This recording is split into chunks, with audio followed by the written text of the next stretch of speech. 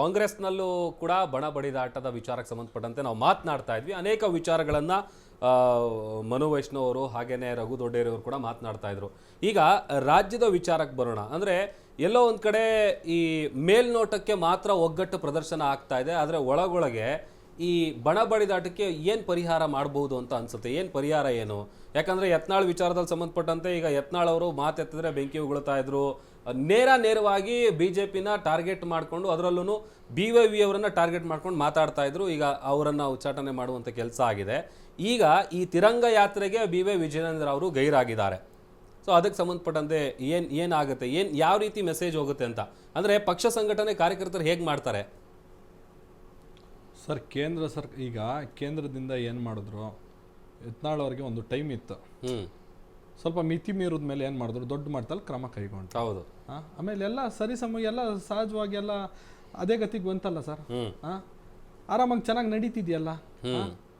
ನಿಮ್ಗೆ ಇದೊಂದು ಯಾಕೆ ಇಷ್ಟೊಂದು ದೊಡ್ಡ ಮಟ್ಟ ಕಾಣ್ತಿದೆ ಅಂತ ಅಂದ್ರೆ ಪಕ್ಷದಲ್ಲೇ ಇದ್ಕೊಂಡು ಕಾಲೆಳೆಯುವಂತ ಪ್ರಯತ್ನ ಎಲ್ಲೋ ಒಂದ್ ಕಡೆ ನಡೀತಾ ಇದೆ. ಅದಕ್ಕೆ ಕಾರಣ ಸೀನಿಯರ್ ವರ್ಸಸ್ ಜೂನಿಯರ್ ಅಂತೇಳಿ. ಯಾಕಂದ್ರೆ ಆರಂಭದಲ್ಲಿ ರಾಜ್ಯಾಧ್ಯಕ್ಷರ ಆಯ್ಕೆ ಮಾಡುವಂಥ ವಿಚಾರದಿಂದ ಹಿಡಿದು ಇಲ್ಲಿವರೆಗೂ ಕೂಡ ಅದೇ ರೀತಿಯಾದಂಥ ಎಲ್ಲಿ ಗ್ಯಾಪ್ ಸಿಗುತ್ತೆ ಅಥವಾ ಎಲ್ಲಿ ಅವಕಾಶ ಸಿಗುತ್ತೆ ಅದನ್ನು ಪ್ರೂವ್ ಮಾಡುವಂಥ ಕೆಲಸ ಪದೇ ಪದೇ ಆಗ್ತಾ ಇದೆ. ಯಾಕಂತಂದರೆ ವಿಜಯೇಂದ್ರ ಅವರು ಕರೆದಂಥ ಮೀಟಿಂಗ್ಗಳಿಗೆ ಅಶೋಕ್ ಅವರು ಹೋಗ್ತಾ ಇರಲಿಲ್ಲ. ಈಗ ಅಶೋಕ್ ಅವರು ಬರ್ತಿಲ್ಲ ಅನ್ನುವಂಥ ಕಾರಣಕ್ಕೇ ಅವರು ಮುನ್ಸ್ಕೊಂಡಿದ್ದಾರೆ ಅನ್ನುವಂಥ ಟಾಕ್ ಕೂಡ ಸದ್ಯ ಇದೆ. 100% ಯಾವ ರೀತಿ ಯಾವುದೇ ರೀತಿಯಾದಂಥದ್ದಿಲ್ಲ. ಈಗ ಕಾರಣಾಂತರದಿಂದ ಈಗ ಅವ್ರು ಶಿವಮೊಗ್ಗದಲ್ಲಿ ಮಾಡಿದ್ರು ವಿಜೇಂದ್ರ ಸಾಹೇಬ್ರು, ಆರ್ ಅಶೋಕ್ ಅವ್ರು ಇಲ್ಲಿ ಮಾಡಿದ್ರು. ತಪ್ಪೇನಿದೆ? ರಾಜ್ಯದಲ್ಲಿ ಎಲ್ಲಿ ಬೇಕಾದ್ರೂ ಕಾರ್ಯಕರ್ತರು, ಶಿವಮೊಗ್ಗದ ಕಾರ್ಯಕರ್ತರು ಜೊತೆಗೆ ಸೇರ್ಕೊಂಡ್, ಬೆಂಗಳೂರು ಕಾರ್ಯಕರ್ತರು ಜೊತೆಗೆ ಸೇರ್ಕೊಂಡ್ ಮಾಡೋರೆ. ತಪ್ಪೇನು?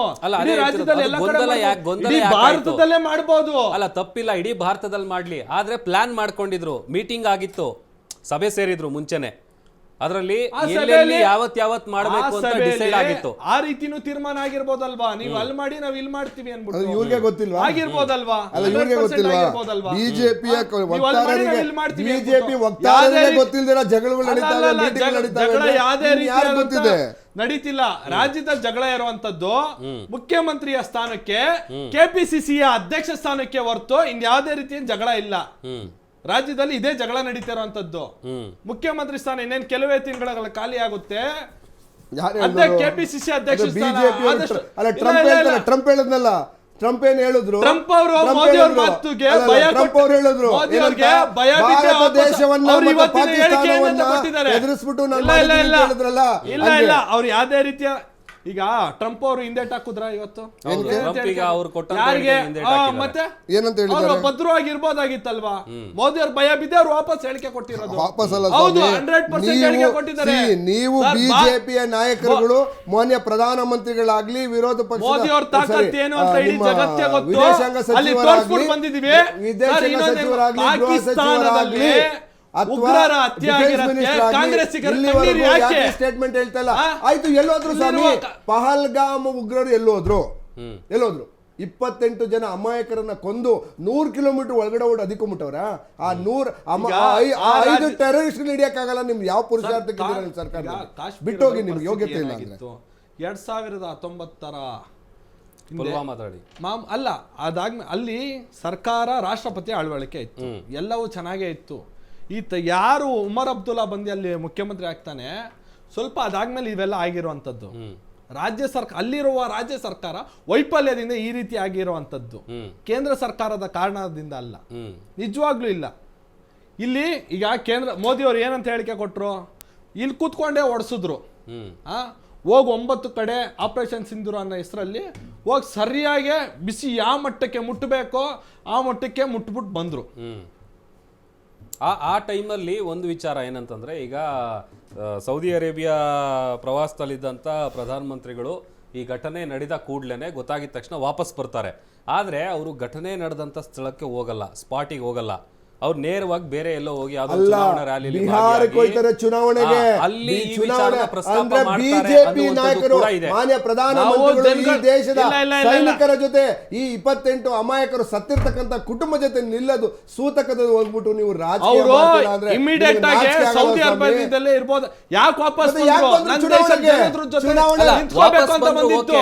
ಈಗ ಬಟ್ ಚುನಾವಣೆಗೆ ಎಲ್ಲಿ ಹೋಗ್ಬೇಕಿತ್ತು ಅವತ್ತಿನ As ದಿವಸ a ಈಗ ಇಲ್ಲ, ದೇಶದ ಇಲ್ಲ. ಪ್ರಜೆಯಾಗಿ ನನ್ನ ಎಕ್ಸ್ಪೆಕ್ಟೇಷನ್ ಘಟನೆ ನಡೆದ ಸ್ಥಳಕ್ಕೆ ಹೋಗ್ತಾರೆ, ದೇಶವನ್ನ ಉದ್ದೇಶಿಸಿ ಮಾತನಾಡ್ತಾರೆ ಅನ್ನುವಂತ ನಿರೀಕ್ಷೆ ಎಲ್ರಿಗೂ ಇತ್ತು.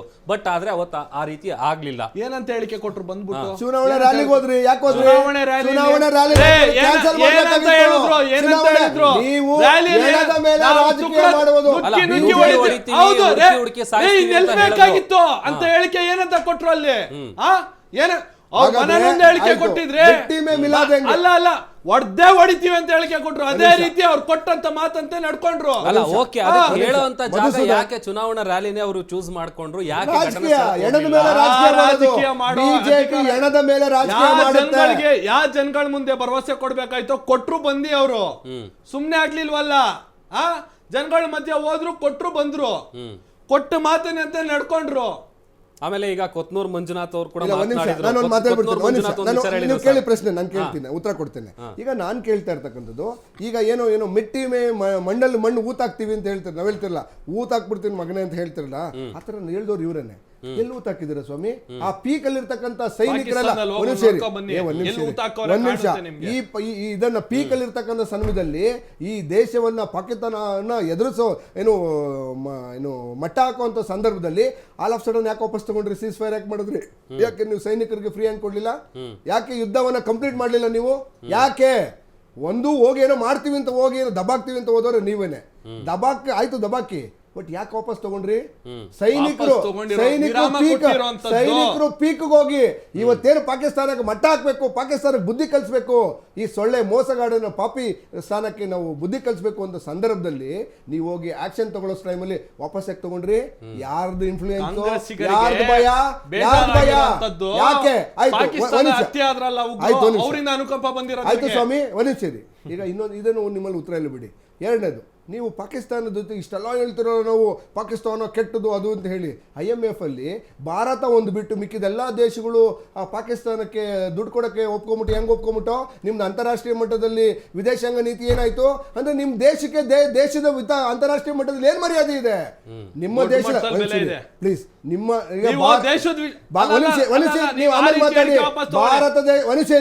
ಭಾರತ ದೇಶದ ಅಮಾಯಕ ಜನರು 28 ಜನ ಅಮಾಯಕರು ಸತ್ತಿದ್ದಾರೆ, ಕೊಲೆ ಆಗಿದೆ. ಆ ಕೊಲೆ ಆಗಿರ್ತಕ್ಕಂಥ ಸಂದರ್ಭದಲ್ಲಿ ನಮ್ಮ ದೇಶದ ಜೊತೆ ನಿಲ್ಬೇಕಾಗಿದ್ದಂತ ವಿದೇಶಿಗಳು ಇವತ್ತು ಪಾಕಿಸ್ತಾನದ ಜೊತೆ ನಿಲ್ತವೆ. ಯಾಕೆ ನಿಂತ್ಕೊಂಡು? ಹಾಗಿದ್ರೆ ನಿಮ್ಮ ಅಂತಾರಾಷ್ಟ್ರೀಯ ಮಟ್ಟದ ಇದು ರಿಲೇಶನ್ಶಿಪ್ ಏನಿದೆ, ಇಂಟರ್ನ್ಯಾಷನಲ್ ರಿಲೇಶನ್ಶಿಪ್ ಏನಿದೆ? ಒಂದ್ ನಿಮಿಷ, ಹಾಗಿದ್ರೆ IMF ಗೆ ಫಂಡ್ ಸ್ಟಾಪ್ ಮಾಡ್ಬೇಕಾಗಿತ್ತು. ಯಾಕೆ ಅವೆಲ್ಲ ಪರ್ಮಿಷನ್ ಕೊಟ್ಟು ಅವೆಲ್ಲ ಯಾಕೆ ಅಪ್ರೂವ್ ಮಾಡ್ದೋ? ಹೇಳಿ ಸ್ವಾಮಿ, ಯಾಕೆ ಅಪ್ರೂವ್ ಕೊಟ್ಟು? ಅಂದ್ರೆ ನಿಮ್ದು ವೀಕ್ ಸರ್ಕಾರ, weak external affairs, weak international relationship, ಅಂತಾರಾಷ್ಟ್ರೀಯ ಮಟ್ಟದಲ್ಲಿ ವಿದೇಶಾಂಗ ನೀತಿ ದರಿದ್ರವಾಗಿದೆ, ಕೆಟ್ಟೋಗಿದೆ. ನೀವು ಸರಿಗಿದ್ದಿದ್ರೆ ಇವತ್ತು ಪಾಕಿಸ್ತಾನಕ್ಕೆ ದುಡ್ಡನ್ನ ಕೊಡೋದನ್ನ ಸ್ಟಾಪ್ ಮಾಡ್ಬೇಕಾಗಿತ್ತು. ಭಾರತ ಒಂದ್ ಬಿಟ್ರೆ ಯಾರು ವಿರೋಧ ಮಾಡ್ಲಿಲ್ಲ. ಹಂಗಂದ್ರೆ ಅಂತ ಅರ್ಥ ಭಾರತ ಒಬ್ಬಂಟಿಯಾಗಿದೆ ಅಂದ್ರೆ ಸಮಥಿಂಗ್ ಇಸ್ ರಾಂಗ್. ಅಂದ್ರೆ ಭಾರತ ತಗೊಳ್ತಾ ಇರ್ತಕ್ಕಂಥ ನಿರ್ಧಾರದ ವಿರುದ್ಧ ಅವರೆಲ್ಲ ಆ ದೇಶ ಎಲ್ಲ ಆಕ್ಷನ್ ತಗೊಂಡ್ರು ಅಂದ್ರೆ ಸಮಥಿಂಗ್ ರಾಂಗ್ ಅಂತ ಅರ್ಥ. ಈ ಪಹಲ್ಗಾಮ್ ನಡೆದಿರ್ತಕ್ಕಂಥದ್ದೇ ಒಂದು ಕ್ವಶನಬಲ್. ಅಂದ್ರೆ ಇವರೇ ಮಾಡ್ಸವ್ರೆ ಬಿಜೆಪಿ ಇವ್ರು ಮೋದಿ ನಿಲ್ಸಕ್ಕೆ ಅಂತ ಹೇಳಿ. ಹೌದು, ಹೇಳಿ. ಹಾಗಾದ್ರೆ ಆ ದೇಶಗಳು ಯಾಕೆ IMF ಇಂದ ಫಂಡ್ ಅನ್ನ ಸ್ಟಾಪ್ ಮಾಡಲಿಲ್ಲ? ಓಕೆ, ಈಗ ನಾವು ಕಾರ್ಯಕ್ರಮದ ಕೊನೆಘಟ್ಟಕ್ಕೆ ಬಂದಿದ್ವಿ. ಕಾರ್ಯಕ್ರಮ ಮುಗಿಸುವಂತ ಸಮಯ. ಇಷ್ಟೊತ್ತು ಈ ವಿಚಾರಕ್ಕೆ ಸಂಬಂಧಪಟ್ಟಂತೆ ಚರ್ಚೆ ಮಾಡಿದ್ದಕ್ಕೆ ಮನು ವೈಷ್ಣವ್ ಹಾಗೇನೆ ರಘು ದೊಡ್ಡೇರಿ ಅವರಿಗೆ ಥ್ಯಾಂಕ್ ಯು ಸೋ ಮಚ್ ಕಾರ್ಯಕ್ರಮದಲ್ಲಿ ಭಾಗಿಯಾಗಿದ್ದಕ್ಕೆ. ಎಸ್, ರಾಜ್ಯದಲ್ಲಿ ಒಂದಷ್ಟು ಬೆಳವಣಿಗೆ ಅಂದ್ರೆ ಈ ಬಣ ಬಡಿದಾಟದ ವಿಚಾರಕ್ಕೆ ಸಂಬಂಧಪಟ್ಟಂತೆ ವಿಪಕ್ಷ ಏನ್ ಕೆಲಸ ಮಾಡಬೇಕು, ಸರ್ಕಾರದ ಅಂಕು ಡೊಂಕುಗಳನ್ನ ತಿದ್ದುವಂತ ಕೆಲಸವನ್ನ ವಿರೋಧ ಪಕ್ಷ ಮಾಡಬೇಕು. ಅಟ್ ದ ಸೇಮ್ ಟೈಮ್ ರಾಜ್ಯ ಸರ್ಕಾರ ಕೂಡ ಒಂದಷ್ಟು ಈ ಗ್ಯಾರಂಟಿ ಯೋಜನೆಗಳ ವಿಚಾರಕ್ಕೆ ಸಂಬಂಧಪಟ್ಟಂತೆ ಅಭಿವೃದ್ಧಿ ಕಡೆ ಗಮನ ಕೊಡಬೇಕು. ಸೊ ಇಲ್ಲಿ ಈ ಒಂದು ಬಣ ಬಡಿದಾಟ ಏನಿದೆ ಅದು ಸದ್ಯಕ್ಕೆ ಈಗ ನಿಲ್ಲುವಂಥ ಲಕ್ಷಣ ಇಲ್ಲ. ಯಾಕಂತಂದರೆ ಬೂದಿ ಮುಚ್ಚಿದ ಕೆಂಡದಂತಹ ಪರಿಸ್ಥಿತಿ ಇದೆ. ಮುಂದೆ ಏನೆಲ್ಲ ಬೆಳವಣಿಗೆ ಆಗುತ್ತೆ, ಈ ಕೋಲ್ಡ್ ವಾರ್ ಯಾವ ರೀತಿಯಾಗಿ ಮುಂದುವರಿಯುತ್ತೆ ಅನ್ನುವಂಥದ್ದನ್ನು ಕಾದು ನೋಡಬೇಕಾಗಿರುತ್ತೆ. ನೋಡ್ತಾ ಇರಿ ಅಶ್ವವೇಗ ನ್ಯೂಸ್. ಇದು ಸತ್ಯಾನ್ವೇಷಣೆಯ ಓಟದಲ್ಲಿ.